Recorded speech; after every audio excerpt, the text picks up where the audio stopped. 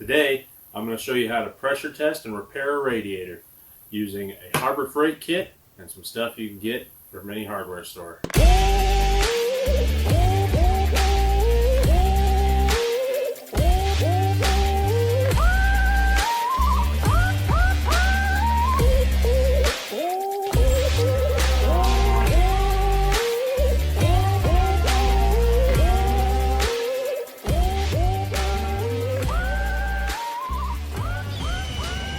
We already know that we have a leak at the radiator. In this case, I believe the leak is somewhere in this part of the radiator due to the discoloration that you can see in the bottom corner. But we don't know until we test it. So first thing I'm going to do is we got to take it to the car wash and we got to pressure wash it. We got to clean it out. Top, bottom, front, back, get the whole thing as clean as possible. And that's for two reasons. One, to address the leak, to be able to see it, and two, to know that if we can repair it, it's cleaned up and it'll be repairable. The other things is we need to hit the hardware store and get some end caps or some caps with, and I got rubber hose that we can cap off the ends of the radiator and the heater core point. Easiest way to find the cap that matches is just take a quick measurement. Looks like it's about 1 3/4 inches. The heater core hose is about 3.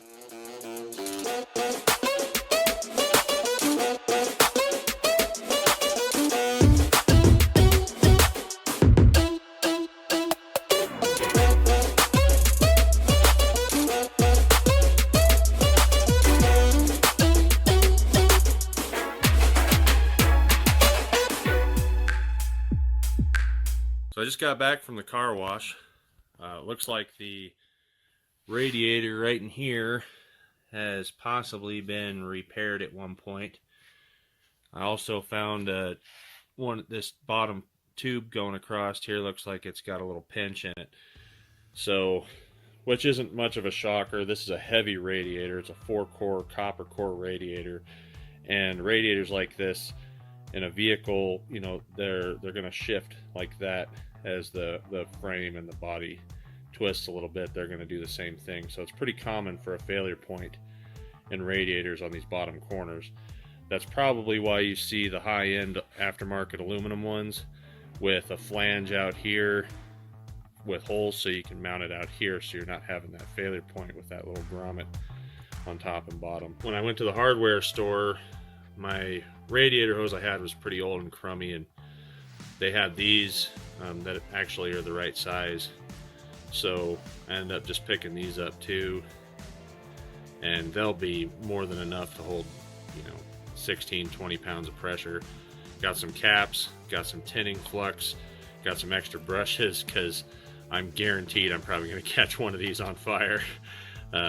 Some solder, an extra torch bottle, and then right here I'm going through some hoses and my cap to find the right one for the heater core hose. These two holes here are for an oil cooler, so I'm not concerned with those. Those aren't part of the antifreeze that runs through here, and I didn't have an oil leak, so I'm not concerned with these at all, and they won't matter if they stay open.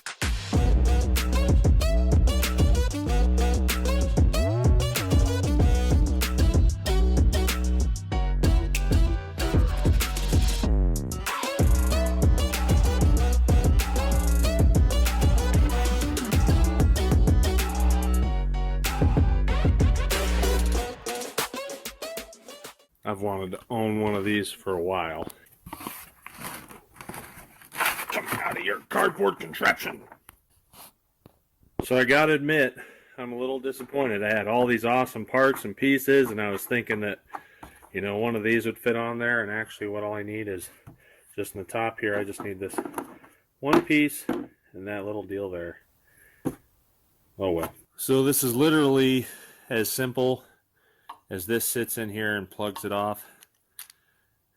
and it's in a reverse thread, so it's really messing with my mind. There we go. And on. Okay.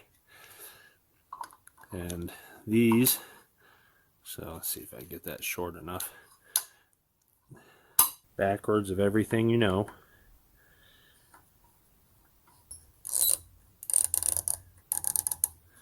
Let's say that's probably tight. And it just seals off the radiator.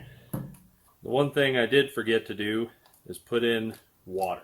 You want to have this radiator as full as possible.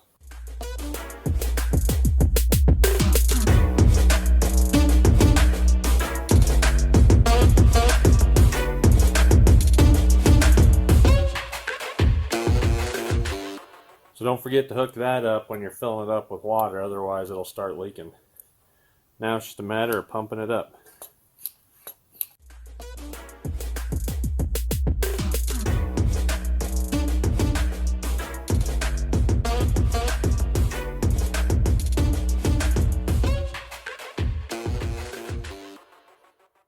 That's just Dawn dish soap that I put in with some water, and I heard it when I pressured it up, and you can see a leak there, you can see a leak there, a leak there, and a real big one right there. This whole side of this cap must be our problem. I don't see anything else, and I think now, because I found that, we'll go ahead and just spray everything just to make sure that we don't have any bubbles coming from anywhere else. Is that a good look? We'll check the other side real quick. Alright, well, we definitely have our leaks found.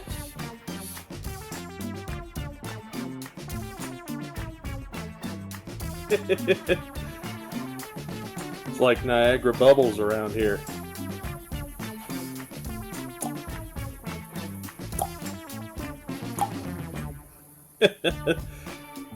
Say that's bad. Now that I've wiped most of the soap off, you can really see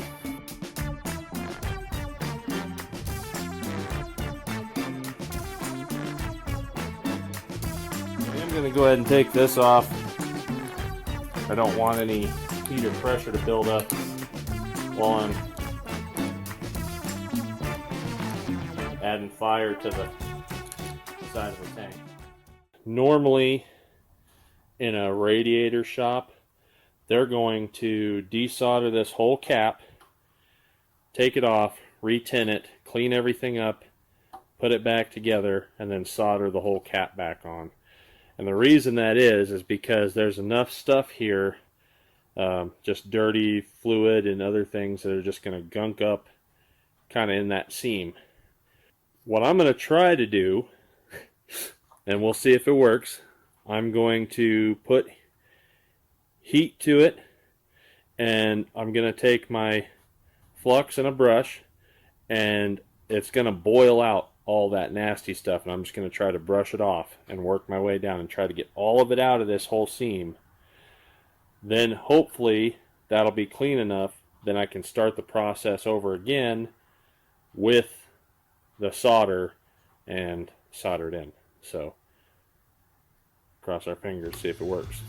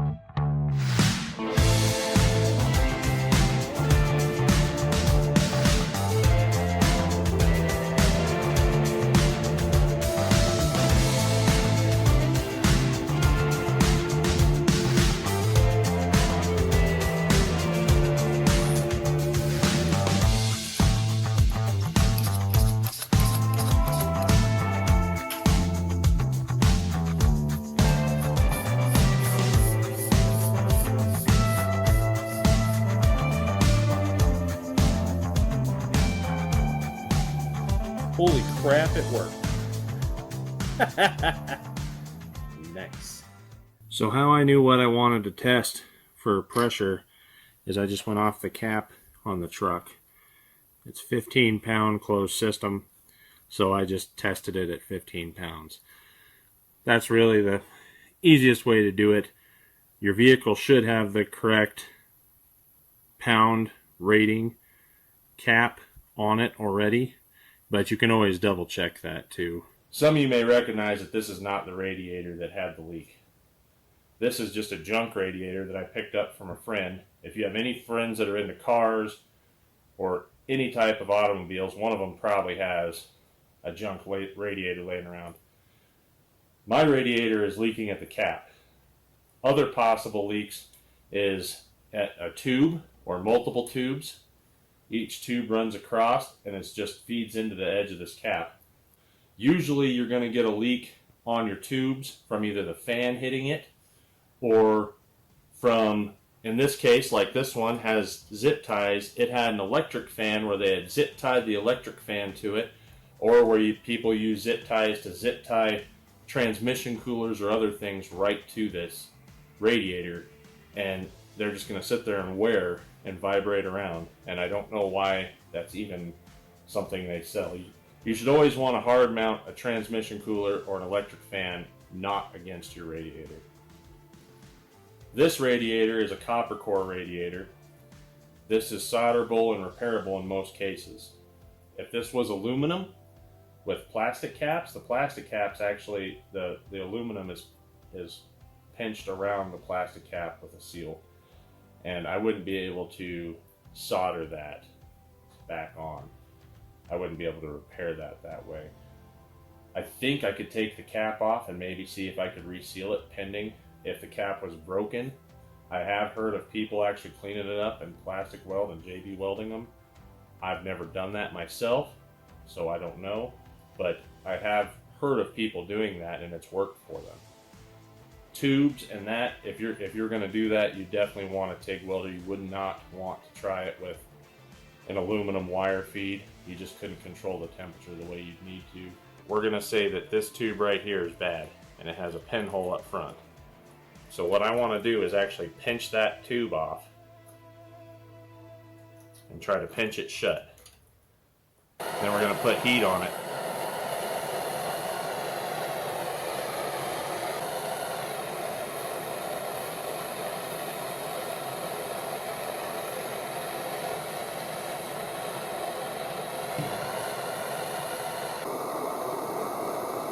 When you're adding the heat, you want to be real careful not to get it too hot, and you just slightly add solder to it.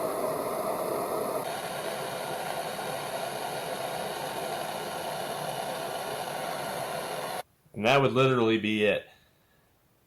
And hope that I got it. I'd have to retest the radiator and see if I could repair it. Check it out, guys. No bubbles.